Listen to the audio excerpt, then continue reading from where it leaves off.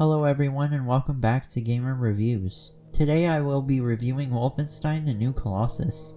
I will first talk about what this game is all about and its features. After that is done, I will tell you my opinions about this game and why I loved it so much. So with no further ado, let's start. Let's start off with the story. Wolfenstein the New Colossus takes place right after the events of Wolfenstein the New Order. You play as William J. Blazkowicz, who has been in a coma for 5 months, after being severely injured from the events of the New Order. At the very beginning of the game, they give you a full recap of what happened in the previous game. I really like this because for me, I didn't play Wolfenstein the New Order, so I had no idea what went on before this game. I have never seen this done in a video game before, so I'm really glad that they introduced this in this game. At the beginning, you are given a choice on who to kill or not on your squad. Depending on who you choose, some of the cutscenes will change, not the story. I like this and I don't like this. I like this because it gives you the freedom of choosing in this game. It makes you feel like you're in control. What I don't like about it is that it can mess up future games. How are you supposed to make a decision in a game if it's not going to be the last game? Like, if you kill one of the characters, are they going to be in the next game or not? It would just mess up the game to me. The other problem with this is that it does not change the story at all, it just changes some of the cutscenes, that's it. I really like that we got a lot more character development with the main character. In previous games we heard a little bit about his father and his childhood, but not enough to get a clear picture of what it was like to be him as a child. In this game, we experience these memories through flashbacks. Some of them consist of cutscenes, and later on in the game it turns into actual gameplay. I really like this because it shows what kind of terrible past that the main character had. His father was an abuser and had a lot of the same values as the Nazis. His mother was also Jewish, which added an extra sense of personal stakes with the main character. The main objective of the story is to hunt down and take out a major leader within the Nazi party named Engel. She is a really good villain in this game. She really does seem like she's a psychopath, and it's through the actions of her that really make it seem like she is a true villain. She's always mocking you and other people that are on your side, and she plays with certain people like it's a joke, right before she brutally murders them. She's very mean to her own daughter and has no sense of morality. I wish we could have gotten more of a background story to her, but what they did was good enough for me. Adolf Hitler does make an appearance in this game. This was a very surprising and bold move from the video game developers. The voice actor for Adolf Hitler, who is named Norbert Weiser, does an amazing job of characterizing Hitler himself. The entire time he is on the screen, it is very tense and you never know what he is about to do next. To me, the characterization of Adolf Hitler was spot on. He also seems very agitated, paranoid, and quite honestly psychotic. You can see that the writers did a lot of research. Speaking of Adolf Hitler, there is a pretty funny moment where you actually have the option to kick Hitler in the face. This obviously will not affect the story, and you will be killed immediately after you kick him in the face, but I thought I would mention it because it's a funny little Easter egg. So now that I've talked about the story, I will talk about the graphics. This game never did crash, but I would like to mention that there was a significant frame drop that made me think that the game was about to crash. What happened was that I was on the big robotic dog and I destroyed one of the really big Nazi robots, and right after the explosion, the frames dropped really low. I do not know why it did this. I'm not sure if it was my PlayStation that was hurting because of it, or was the game poorly optimized at that point. That's all I really have to say about the graphics. Now, I will talk about the sound. I found myself having to go to the sound settings to change how loud the voices were, because during the cutscenes the voices were very quiet, and during the actual gameplay the voices would get very loud. There was a sound issue that I had towards the ending of the game, where it sounded like a crackling sound. I will play the clip now.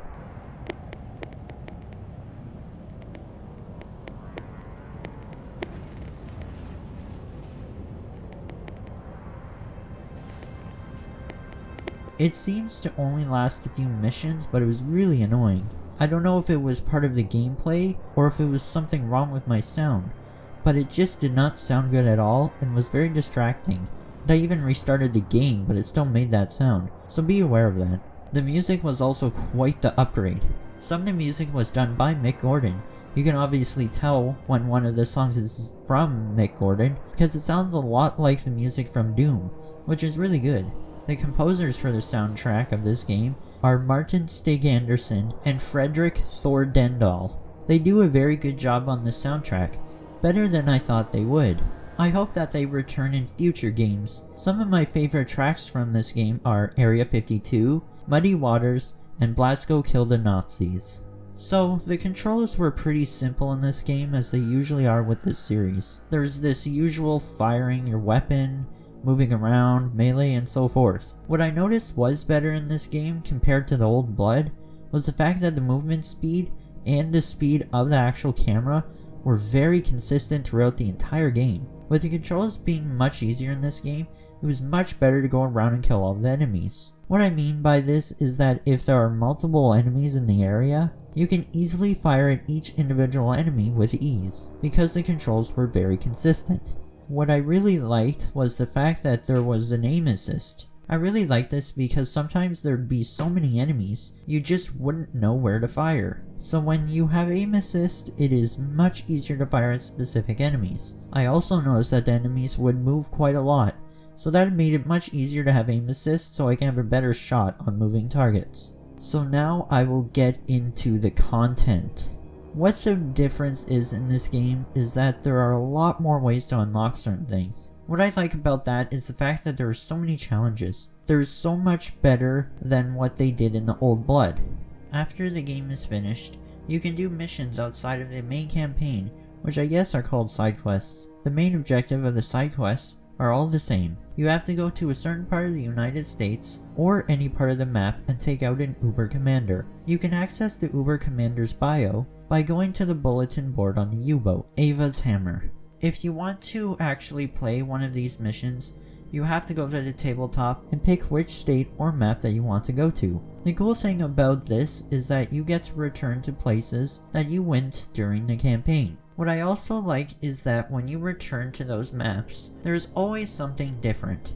For instance, if you go back to Roswell, it'll be at nighttime instead of daytime. What I have not mentioned yet is that you have to work in order to get these side quests. When you are playing the campaign, you can take out commanders. When you take out the commanders, you can loot them and they have Enigma cards. These Enigma cards, you can enter them into a computer on Ava's Hammer. When you put the Enigma cards in the Enigma machine, you are given this little puzzle, and you have to match each hole that is shown on the bottom.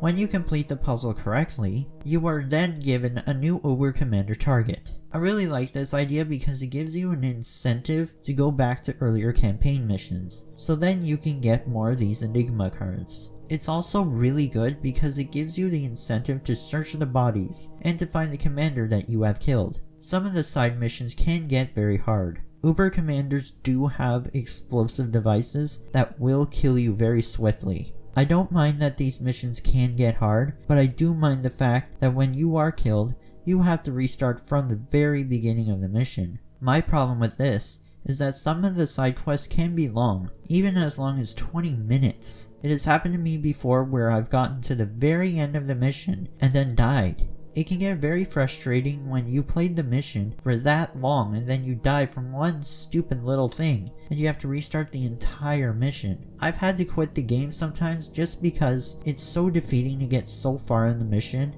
just to be killed, so then you would have to restart the entire thing. The other thing that I really like is that in the main menu, you can look at your statistics to see things like how much time has been played, your game completion, and stuff like that. You can also check what collectibles you have in the main menu. There are a total of 7 different difficulties, which does seem like a lot to me, and I don't know why they added so many difficulties. What I do like though, is that if you're playing on easy or really easy, they mock you, which is really funny.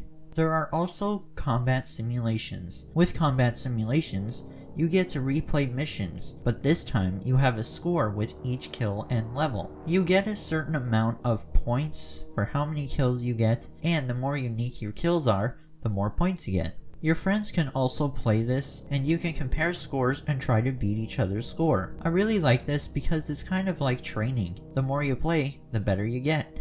It also adds a bit of competitiveness to the game itself. This is the closest thing we get to multiplayer in this game, and I really like it this way because it's still single player but multiplayer at the same time. Another piece of extra content is that you get to play the original Wolfenstein 3D. I really like this because it brings back the nostalgia of the older games. The main difference here between Old Blood and in this game is that in the new Colossus, you get to actually go to a part of your home base where they have this game. I like it better this way than in Old Blood because here you get to play the entire original game without trying to figure out how to get to those certain levels. This is something that the game creators did not have to add, but it's really nice that they put this much detail onto the game, and I really like this. In the second half of the game, you are given upgrades. You have the choice of 3 different upgrades, and I chose the ramshackles. When you play the side quests, you are able to access more of these types of body modifications. For the ramshackles, when you run, you can run through different types of objects and enemies. The other 2 are called the Constrictor Harness and the Battle Walker. The Constrictor Harness will compress your torso on activation, allowing you to enter narrow spaces. The downside of having the Constrictor Harness is that it can prevent you from breathing properly, which means that if you use it for too long, your character will die. The Battle Walker is a mechanical actuator system that is mounted on your legs, and once activated, the mechanical supports will extend, allowing you to access new areas and to take tactically advantageous positions. This is a really good addition to this game, as then you can go back to different missions to find secret areas and to get more collectibles. Another great addition to this game was the fact that you can customize your weapons. With these customization options, you can add things like extra firing power, larger magazine, and suppressors. An added bonus of this is that it does change the look of your weapon. Now you can't choose the skin or anything, but the overall look of it will change through customization and upgrades. What's really awesome is that once you have, let's say, your shotgun completely upgraded, it is a beast of a gun, and it can mow down so many enemies, and it's really fun. Compared to the Old Blood, the content is way better. Yes, there are the same types of things, like getting collectibles, and when you get these collectibles, you would unlock concept art. Although the idea of finding collectibles is great, it can be very challenging to find every single collectible in each level. After taking out the Uber Commanders, which only take about 5 to 10 minutes to do, I find myself adding an extra 10 to 20 minutes just trying to find the collectibles in each map. The only way you could reliably find these collectibles is by finding a map that is on each level, and even those can be challenging to find. I probably would have just had the collectibles not as hidden as they were.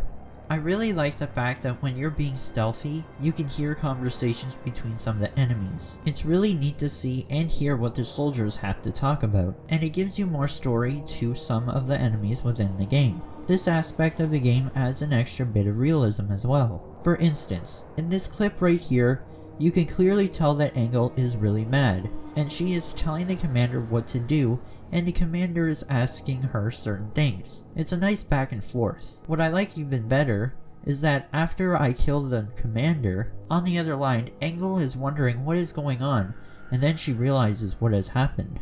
In one of the missions, you were in Roswell. This is personally my favorite mission, just because it shows what the United States is like under the control of the Nazis. When you're first put into this map, you see a couple of Americans being spoken to by one of the Nazi soldiers. A Nazi soldier asks the Americans if they are up on their German, and the Nazi tells them to improve their German. What I like about this situation is that it gives us a glimpse of what the world could look like under the rule of the Nazis, and what type of laws they would have had.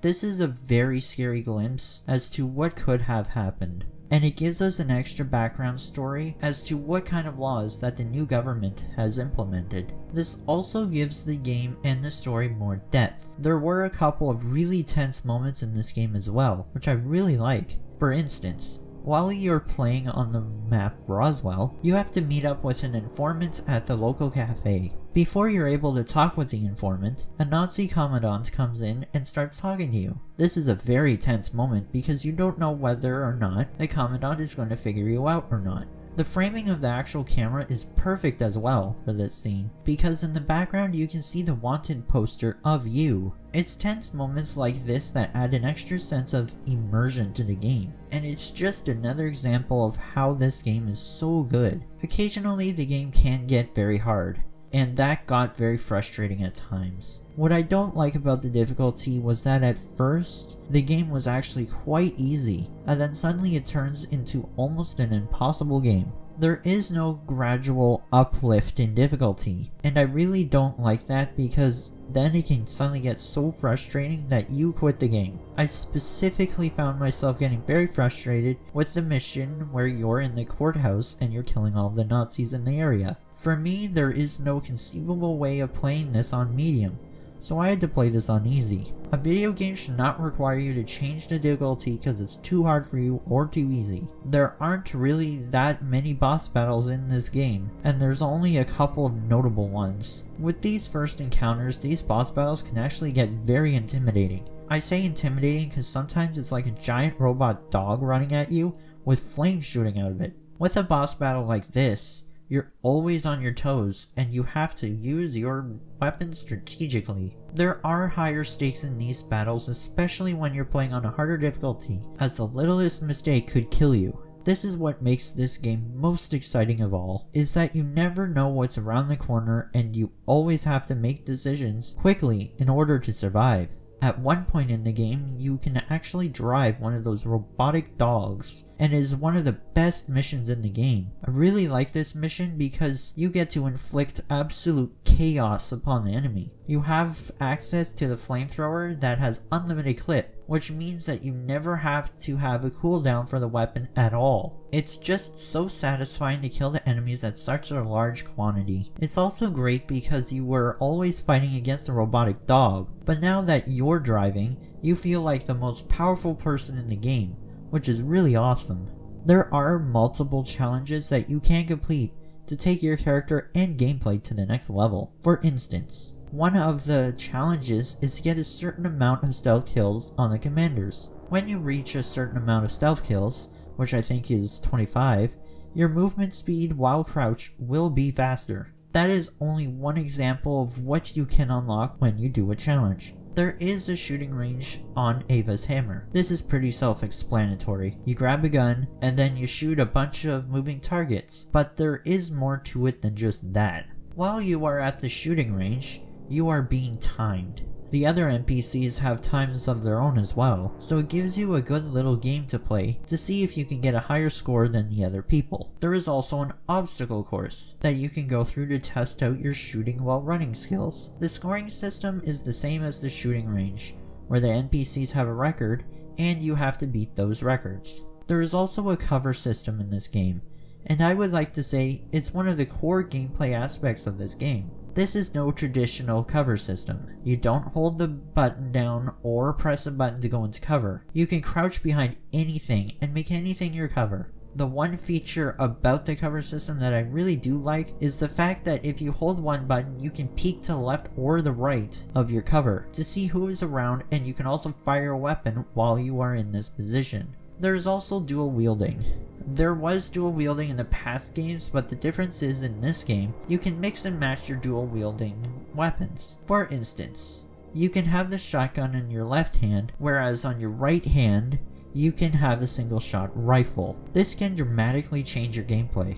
The shotgun would be very good for close quarters combat, and the single shot rifle would help with mid-range to long-range combat. Using this feature could also make the gameplay much faster and more high octane. Now this is the time for the opinion part. For anyone who is new to this series, in this part I tell you things that I did and did not like. This is just my opinion, so take it with a grain of salt. These are also just things that jumped out at me, so I won't be talking about everything. I will start off on the positives, as everybody likes to hear positive things. I really like the level design within this game. each and every map has a unique style to it. In the past games, they've always been in the same general area. Like for instance, in the Old Blood, you were in Castle Wolfenstein for nearly the entire game. I like to see variety in levels, and this game does it perfectly. It's so unique that you can be in New York in one mission, in Texas in another, and then on Venus, which is an entirely different planet. I just find it amazing how much effort the developers put into the level design. To top that off, you can go back to these areas on side quests, and they would look totally different than they did in the campaign. This is what makes this game better and more playable, the uniqueness in map design. The only negative that I can possibly think of in this game is the difficulty. I played on Bring 'Em On, which is level medium. For the first half of the game, this difficulty was pretty stable. Every once in a while the game can get a bit easy, but besides that it was stable. This changed when I got into the mission where you're in the courtroom. I know I have mentioned this before, but for some reason that mission was insanely hard. It felt like medium turned into extra hard, and ever since that mission the game got even harder. I will admit that I did change the difficulty to easy so I can get through that mission. For some reason it just got really hard in this mission, and the enemies got really strong, and there were just so many different variants of enemies that it was really hard to get through all of it. They should have made the difficulty get harder throughout the game, not just suddenly get extremely hard.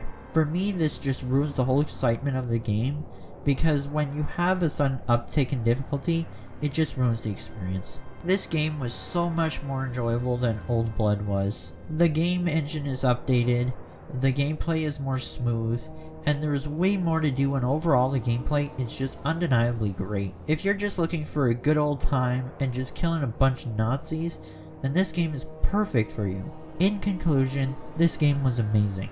I played it once before when it first came out, and I truly have forgotten how good this game really was. It was too bad that Youngblood wasn't as great as this one. It would have been an amazing game. Between the story, the graphics, and the overall gameplay, this game was perfect in every way except the difficulty. Since Xbox bought Bethesda, I've been really excited to hear new news on another Wolfenstein game. So when that comes out, you're damn sure to see a review from me. This was my first full-length review that went this far in depth.